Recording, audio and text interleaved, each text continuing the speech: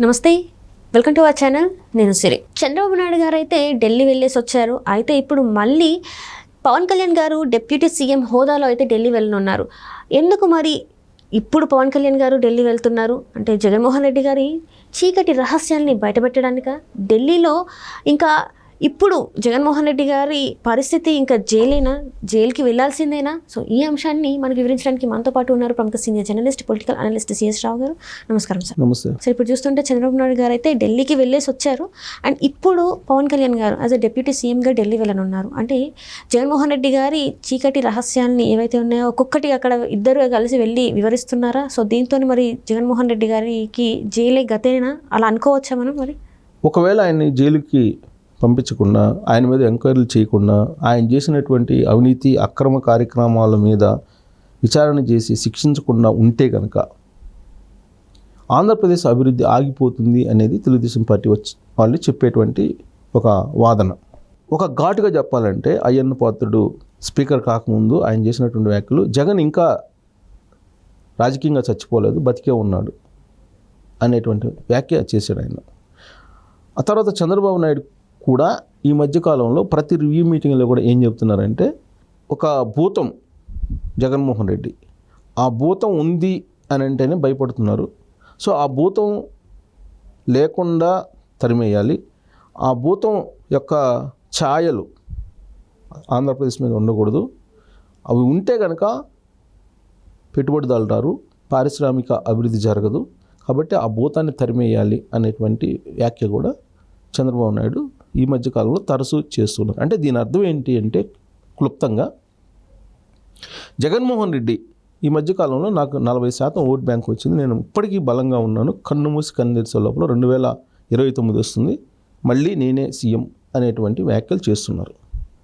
దాంతో కొంతమంది పెట్టుబడిదారులు చంద్రబాబు నాయుడిని కలవడానికి వచ్చిన సందర్భంగా రాజకీయపరమైనటువంటి సుస్థిరత అనేటువంటి అంశం మీద వాళ్ళు ప్రస్తావిస్తున్నారు.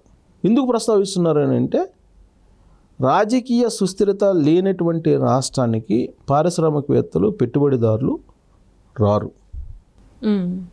కారణం ఏంటంటే, ఏ పారిశ్రామికవేత్త అయినా సుదీర్ఘమైనటువంటి ప్రణాళికతోటి వస్తారు.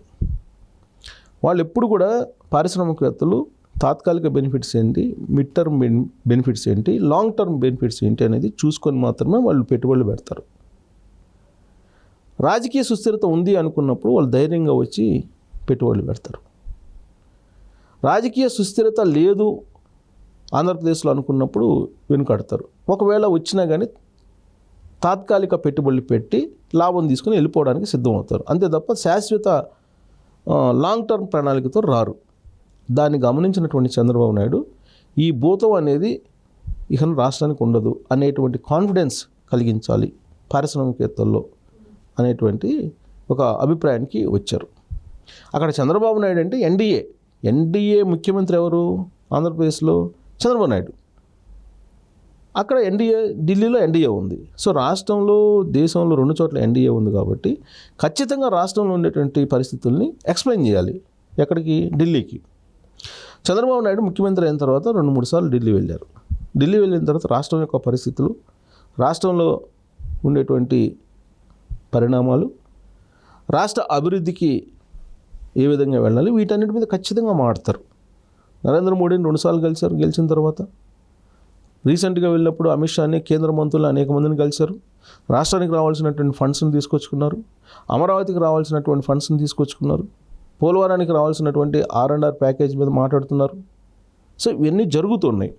కానీ ఈ భూతం సంగతి ఏంటనేది చూడాలి అనే దాని మీద కూడా ఖచ్చితంగా ఢిల్లీలో ప్రస్తావించి ఉంటారు అనేది చాలా క్లియర్గా మనం అర్థం చేసుకోవచ్చు. సో కాబట్టి ఆ భూతం ఆంధ్రప్రదేశ్ని వీడాలి అంటే ఏం చేయాలి? జైల్లో వేయాలి. జైల్లో వేయాలి అని అంటే చాలా కారణాలు ఉన్నాయి. ఏ కారణంతో అయినా సరే ఆయన జైల్లోకి పంపించి చట్టం తన పని తాను చేసుకొని పోనిస్తే ఈ భూతం అనేది జైల్లో పడిపోతుంది అనేది చంద్రబాబు నాయుడు యొక్క ఉద్దేశం.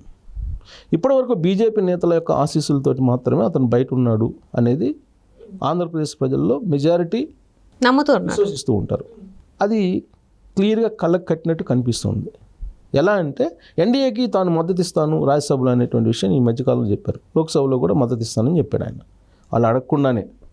అంటే దాని అర్థం ఏంటి? వాళ్ళు వద్దన్నా, వాళ్ళు చీకొట్టినా వాళ్ళతోటి ఉంటాను అన్నప్పుడు సహజంగా ఒక సింపతి అయితే ఉంటుంది వాళ్ళకి. దాంతో ఇప్పుడు ఈయన వ్యక్తిగతమైన హాజరుకి మినహాయింపు ఇవన్నీ కూడా కొనసాగిస్తున్నారు. బెయిల్ రద్దు మీద ఉన్నాడు. తర్వాత ఇప్పుడు పాత కేసులు, ఈడీ కేసులు, సిబిఐ కేసులు ఉన్నాయి, వాటి మీద విచారణ జరుగుతున్నటువంటి సమయంలోనే ఇప్పుడు మళ్ళీ కొత్త కేసులు వచ్చాయి. Liquor scam, land scam, sand scam. తర్వాత ఈ మధ్యకాలంలో ఒక కేసు బుక్ అయింది కదా, హత్యాయత్నం. రఘురామకృష్ణరాజుని హత్య చేయబోయారు అప్పట్లో అని చెప్పి హత్యాయత్నం కేసులో ఆయన ఉన్నారు కదా. సో ఇలా అనేకమైన కేసులు ఉన్నాయి. ఏ కేసులోనైనా సరే జగన్మోహన్ రెడ్డిని జైల్లోకి పెట్టచ్చు. అది జరిగితేనే ఆ రాష్ట్రానికి అభివృద్ధి బాట పడుతుంది, అభివృద్ధి పరుగు పెడుతుంది, పారిశ్రామికవేత్తలు వస్తారు అనేటువంటి ఒక అభిప్రాయాన్ని చంద్రబాబు నాయుడు ఖచ్చితంగా సెంట్రల్ గవర్నమెంట్కి తీసుకెళ్ళి ఉంటారు. సో ఇప్పుడు భాగస్వామ్యంగా ఉన్నటువంటి పవన్ కళ్యాణ్ డిప్యూటీ సీఎం కదా, ఆయనకు కూడా బాధ్యత ఉంది కదా. ఆయన కూడా ముఖ్యమంత్రి హోదాలో చంద్రబాబు నాయుడు 2-3 సార్లు కలిసి ఆయన ఒపీనియన్ చెప్పారు, బాగానే ఉంది. డిప్యూటీ సీఎం కూడా చెప్పాలి కదా. డిప్యూటీ సీఎం పవన్ కళ్యాణ్ కూడా భాగస్వామ్యం కదా ఎన్డీఏలో. సో కాబట్టి ఆయన కూడా ఢిల్లీ వెళ్ళి ఆయన డిపార్ట్మెంట్కి సంబంధించి, గ్రామీణాభివృద్ధికి సంబంధించి అక్కడ ఫండ్స్ తీసుకొచ్చుకునేటువంటి ప్రయత్నంతో పాటు రాష్ట్రంలో ఈ ఫండ్స్ రావాలన్నా, పారిశ్రామిక అభివృద్ధి జరగాలన్నా, ఉపాధి అవకాశాలు మెరుగుపడాలన్నా జగన్మోహన్ రెడ్డి చేస్తున్నటువంటి కార్యక్రమాలు. జగన్మోహన్ రెడ్డి అధికారాన్ని కోల్పోయి నెల రోజులు అవుతుంది, సుమారుగా నెల రోజులు అయిపోయింది.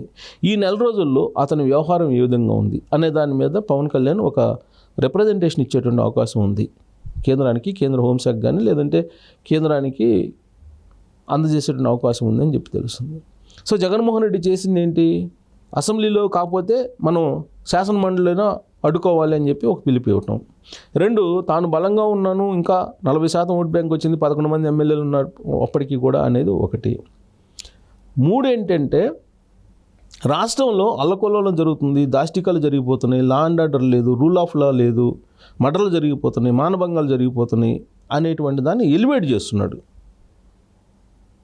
ఆంధ్రప్రదేశ్ రాష్ట్రంలో ఒక భయానకమైనటువంటి వాతావరణం ఉంది అని చెప్పి క్రియేట్ చేసేటువంటి ప్రయత్నం తన సొంత మీడియా, కూలి మీడియా ద్వారా ప్రయత్నం చేస్తున్నాడు. ఆయన చేస్తూ పెట్టుబడిదారులు ఇటువైపు రాకుండా ఆయన ప్రయత్నం చేస్తున్నాడు. ఇదే విషయాన్ని పవన్ కళ్యాణ్ ఢిల్లీలో చెప్పేటువంటి అవకాశం ఉంది. సో అల్టిమేట్గా ఏంటంటే ఆ భూతం అనేది బయట లేకుండా చూడండి, లేదంటే ఎన్డీఏ ప్రభుత్వానికి చెడ్డ పేరు వస్తుంది. చాలా హోప్స్ తోటి 164 మంది ఎమ్మెల్యేలను ఇచ్చారు ఎన్డీఏకి, కాబట్టి ఆ భూతాన్ని లేకుండా చేయండి అని చెప్పి చెప్పేటువంటి అవకాశం ఉంది. 1. 2 ఏంటంటే ఈ మధ్యకాలంలో ప్రతి విషయాన్ని కూడా భూతద్దంలో పెట్టి చూపిస్తూ చంద్రబాబు నాయుడు బదనాం చేయాలి, జనసేనకి, తెలుగుదేశం పార్టీకి, బీజేపీకి మధ్య ఏదో ఒక రకంగా సమన్వయం లేకుండా చేయాలనేటువంటి ప్రయత్నం క్షణక్షణం జరుగుతుంది. అటు కూలి మీడియా, ఇటు సొంత మీడియా ద్వారా. ఎలా అంటే తెలంగాణ రాష్ట్రంలో ముఖ్యమంత్రి డిప్యూటీ సీఎంని కూడా తీసుకెళ్ళి కలుస్తున్నాడు, సెంట్రల్లో ఉన్నటువంటి మినిస్టర్ని కానీ, ప్రధానమంత్రిని కానీ, హోంశాఖ మంత్రిని కానీ ఆంధ్రప్రదేశ్లో ఉన్నటువంటి ముఖ్యమంత్రి డిప్యూటీ సీఎంని ఢిల్లీ తీసుకెళ్ళట్లేదు, కేవలం సీఎం ఒక్కడే వెళ్తున్నాడు అనేటువంటి దాన్ని క్రియేట్ చేశారు. క్రియేట్ చేసి ఒక పొలిటికల్ అన్సర్టనిటీ, అస్థిరతను క్రియేట్ చేసేటువంటి ప్రయత్నం చేస్తూ ఉన్నారు. వీటన్నిటిని కూలంకుషంగా చర్చించడానికి పవన్ కళ్యాణ్ వెళ్తున్నారు. సీఎం చంద్రబాబు నాయుడు ఆయన అనుభవజ్ఞుడు, ఆయన అన్నీ చేస్తారని చెప్పి ఆయన చెబుతున్నాడు పవన్ కళ్యాణ్. కానీ వీళ్ళు ఏం చేస్తున్నారు? వాళ్ళిద్దరి మధ్య సమన్వయం లేదు. ఒకవేళ ఉంటే కనుక ఢిల్లీ ఇద్దరు వెళ్ళేవాడు కదా, చంద్రబాబు నాయుడు ఒక్కడే వెళ్తున్నారు అనేటువంటి ఒక తీసుకో. ఇప్పుడు అందుకే డిప్యూటీ సీఎం హోదాలో పవన్ కళ్యాణ్ ఒక్కడే వెళ్తున్నాడు ఢిల్లీకి. మరి ఇప్పుడు కూడా సొంత మీడియా, కూలి మీడియా జగన్మోహన్ రెడ్డిది క్వశ్చన్ చేయాలిగా, సీఎం లేకుండా వెళ్తున్నాడు డిప్యూటీ సీఎం అని అనాలిగా. సో కాబట్టి ఇలాంటి ప్రశ్నలకి సమాధానం చెప్పడానికి పవన్ కళ్యాణ్ ఢిల్లీ టూరు, ప్లస్ భూతం ఏదైతే ఉందో జనసేన, తెలుగుదేశం పార్టీ చెప్పినటువంటి భూతం, దాన్ని కట్టడి చేయడానికి లేదంటే లోపలేయడానికి ఖచ్చితంగా ఢిల్లీ వెళ్ళిన సందర్భంగా ప్రయత్నం చేస్తారు.